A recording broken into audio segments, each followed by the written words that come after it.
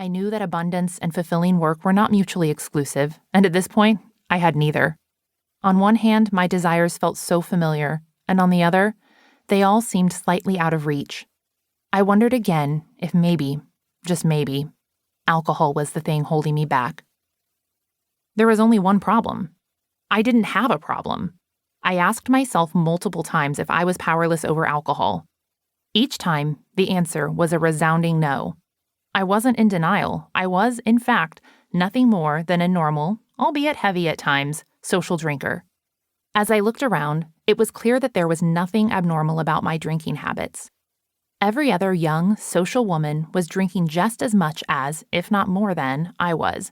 So no, I didn't have a problem, but in that miserable moment lying on my sofa, I decided I was curious enough to explore what life could be like without the hazy veil of alcohol clouding it. I began my journey with an intentional 30-day break and extended that break to 90 days, then 6 months, then a full year. As I abstained, I also committed to investing the time and money I once spent on partying on my own personal, emotional, and spiritual development. Quite unexpectedly, I came to a place where alcohol was no longer good or bad, right or wrong. Alcohol became an option that merely existed. From this perspective, it also became an option that I was no longer interested in. Through my journey, I stopped thinking about drinking entirely. The result was not instantaneous. Nonetheless, it was miraculous. After months of abstaining, praying, meditating, journaling, and studying, I began to understand alcohol and myself differently. From this place, alcohol seemed completely insignificant.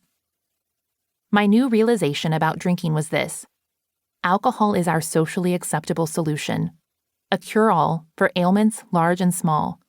We consume alcohol with the hope of subtly shifting our disposition or elevating and exaggerating an existing personality trait. Yet the persona we create with alcohol is false. The more I looked closely at my relationship with drinking, the more I realized alcohol was the root of a system of other behaviors, habits, and beliefs I was using to keep myself small. Unwittingly, I used alcohol to dull my brightness and dilute my potential. Alcohol kept me safely tethered to the ground, where I continued marching in unison with everyone else. But I was not meant to be tethered tightly to the ground. I was meant to soar. I believe you, too, are meant to soar.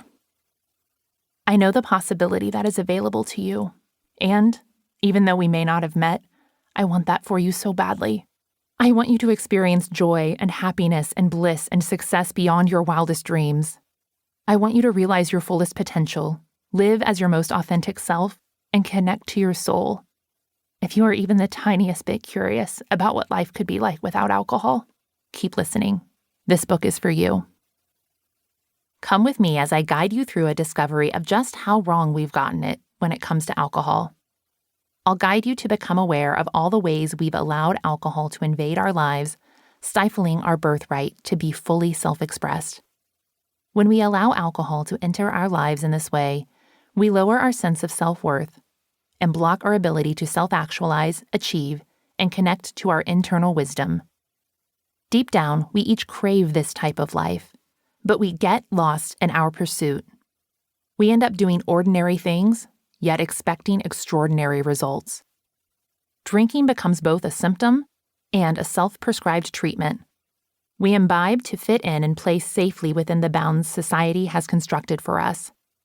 We drink again to numb our dissatisfaction with the mediocre life we've built. Throughout my 20s, I played out the story that drinking was normal and cool. I drank to hide my insecurities and reveal my outgoing side. I drank to cover up the fact that I lost touch with my authentic self and built myself into a lifestyle I was incredibly discontented with. It was a vicious cycle, and I saw no easy way out. Perhaps you've been there too. When we allow our potential to be bottled up in drinking culture, we fail to achieve the emotional depth, personal success, professional excellence, relational fulfillment, and spiritual connection that are available to us. Rather, we settle for what appears to be good enough.